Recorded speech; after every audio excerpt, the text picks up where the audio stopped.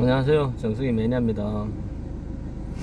오늘은 제가 물에 대해서 소비자분들한테 정보를 좀 드리고자 영상을 촬영합니다.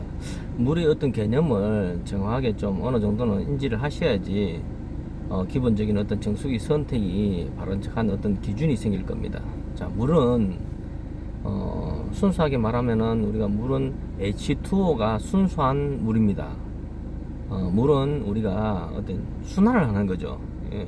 암물에 오염된 물이고 바닷물이고 강물이고 우리가 이제 산 속에 있는 땅에 있는 습기, 그죠? 그 수분, 그게 물인데 이게 증발을 합니다. 증발을 하면서 오염된 물도 모든 것을 부르고 순수한 H2O로 증발하고요. 바닷물도 모든 미네랄 성분인 소금, 나트륨 이런 부분들을 모두 버리고 순수한 H2로 증발을 합니다. 증발해서 대기를 벗어나지는 못합니다. 다시 대기에서 못 벗어나면서 다시 우리한테 돌아오는 게 비나 눈으로 돌아오게 되죠. 지금 이제 지구가 온난화되면서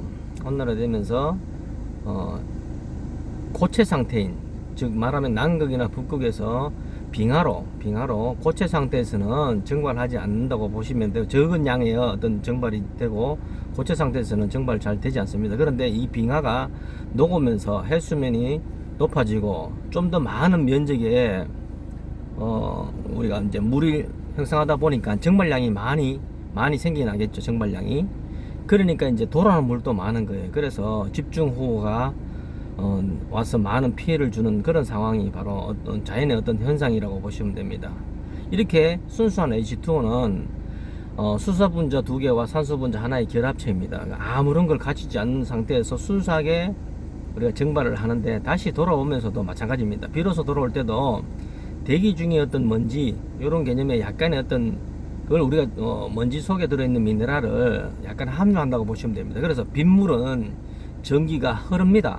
그런데 우리가 물을 끓여서 순수한 H2O는 전기가 흐르지 않습니다. 왜? 그 속에는 전해질 역할을 할 수 있는 광물질이 없기 때문입니다.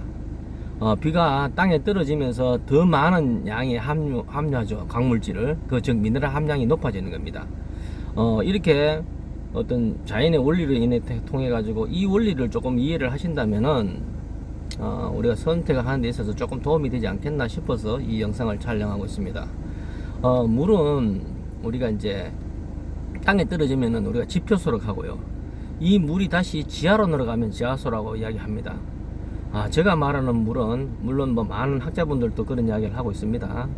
우리가 먹어야 될 물이 어떤 물이냐, 저는 이런 기준을 세우고 싶습니다. 우리가 먹어야 될 물은 지표수지 지하수가 아닙니다.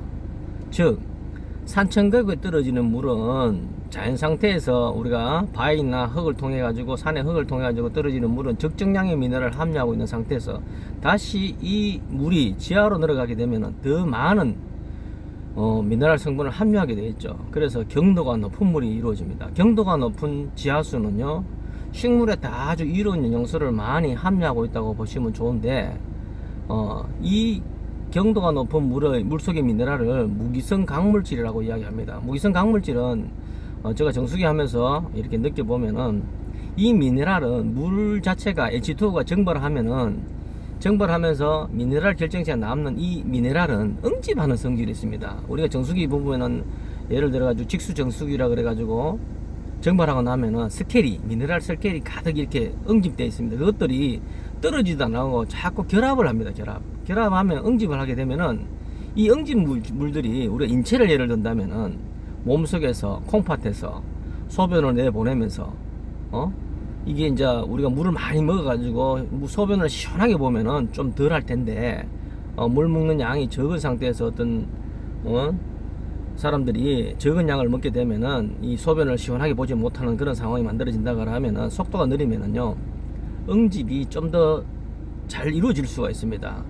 즉 결석이라 하는 거는 미네랄입니다. 미네랄의 응집입니다. 이게 지방이나 단백질의 응집이 아닙니다. 그 녹내장, 백내장의 거의 원인도 미네랄의 스케일이라고 보시면 될 거예요. 아마 저는 이제 전문가인 의사가 아니기 때문에 그까지는 잘 모르겠지만 이 미네랄의 개념은 제가 책을 통하고 어떤 통해서 제가 이제 배우고 익힌 게 있으니까 요런 이야기 정도만 말씀드릴 수 있는 부분이고요. 결국은 스케일은 우리가 콩팥에서 쌓이는 결석은 이게 지방 단백질이 아니다니까요. 우리가 음식물을 통해서 먹는 미네랄, 미역, 다시마, 해조류, 유기농으로 지은 어떤 채소 속에 들어있는 곡물 속에 들어있는 미네랄은 그 속에 박혀 있으니까, 그리고 유기성 강물질이라고 또 이야기합니다. 태양의 그 광성 작용에 의해 가지고 식물이 줄기를 통한 어떤 그런 개념에 식물 속에 잔여되어 있는 미네랄을 유기성 강물질이라고 이야기합니다. 이 유기성 강물질은 인체 내에 응집을 잘 하지 않습니다. 거의 식물 속에 박혀 있으니까 필요에 의해서 흡수하고 남으면은 배설이 되는 역할을 이루어지는데, 유독히 율 속에 있는 미네랄은 전해질 역할을 아주 잘하지만 응집하는 성질이 있다는 거예요. 그렇다면은 물은 가장 좋은 물을 제가 이야기하고 싶다는 어떤 물이냐면은 산업혁명 이전의 물, 우리가 농사만 지어서 먹고 살 때 떨어지는 분물이 가장 순수한 물이고 가장 깨끗한 물이라고 보시면 됩니다. 적정량의, 대기 중에 먼지에 의한 적정량의 미네랄이 있고요. 거기서 좀 더 나아가지고 좀 좋은 물이 뭐냐 이러면은 오염되지 않는 산천 거기서 흘러내려오는 계곡물, 그게 지표수, 그 정도의 적정량의 미네랄이 들어있는 이 물이 아주 우수한 물이라고 저는 봅니다. 그래서 학자분들은 이런 이야기를 해요. 지하수를 갖다 먹으라고 선호하는 학자들은 거의 없습니다. 우리는 간단하게 걸러서 끓여 먹습니다 하는 수돗물을 간단하게 걸러서 끓여 먹는다는 학자는 있어도 지하수를 먹으라고 홍보하는 분 단 한 분도 없습니다. 그 이야기가 뭐냐면은 그 지하수 자체가 미네랄 함량이 높기 때문입니다.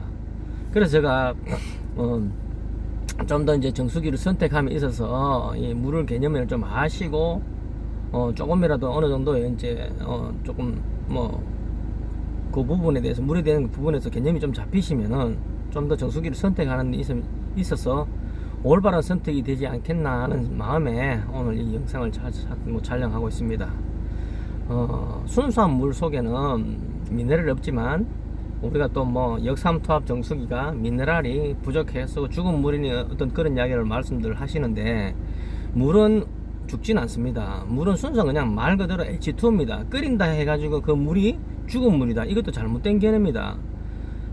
끓인 물 속에는 용존 산소가 부족해서 우리가 바로 이제 식혀서 바로 줬을 때는 산소가 부족해서 고기가 못 살 수도 있지만, 그 끓인 물을 식혀가지고 산소를 틀어준다든가 이렇게 하면은 산소가 충분하면 고기는 안 죽습니다. 말 그대로 H2입니다. 수소분자 2개와 산소분자 하나의 결합체지, 그 물을 끓인 데 가지고 죽은 물, 살아있는 물, 이런 개념으로 이야기하시면 안 됩니다. 그 옛날에 우리가 정보가 없을 때의 어떤 개념이지만, 지금은 많은 학자분들이 밝혀내고 저서라든지 이런 데서 살펴보시면은 분명히 물은 우리 어느 개념을 좀 알고 정수기를 선택하셔야 됩니다. 그래서